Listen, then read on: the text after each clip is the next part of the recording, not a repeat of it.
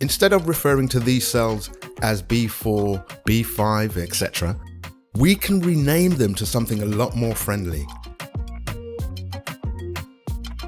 Let's select all of the cells,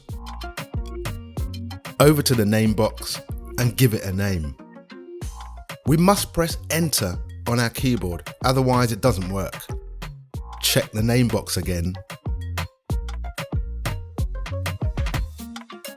On this column, we're going to select the data and include the heading. On the Formulas tab, click on Create from Selection. The top row is our heading, and that's what the new range will be called. Check the name box.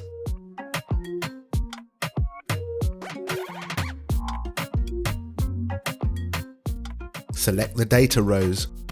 We can create a name using the Define Name button.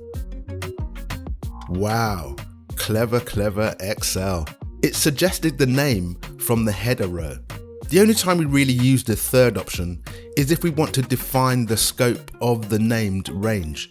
That is, either we can reference the named cells throughout the workbook or restrict it to just this worksheet.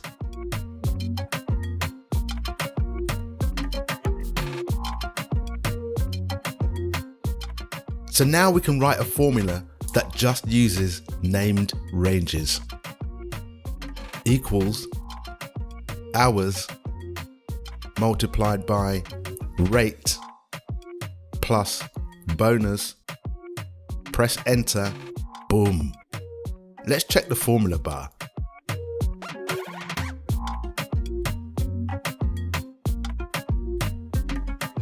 Before we calculate our grand total, let's rename the total cost column. If we try to create a name with a space in it, the Excel gods do not permit it. The underscore character is what I recommend.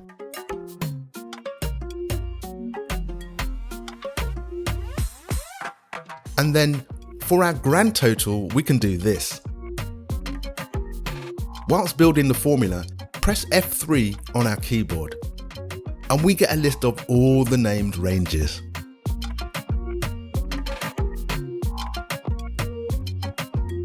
And then this cell here, we can name it as grand underscore total.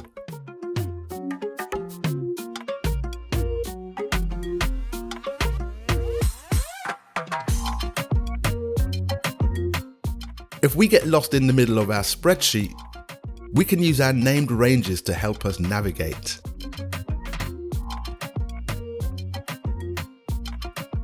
The other thing we can do is press Ctrl G on our keyboard.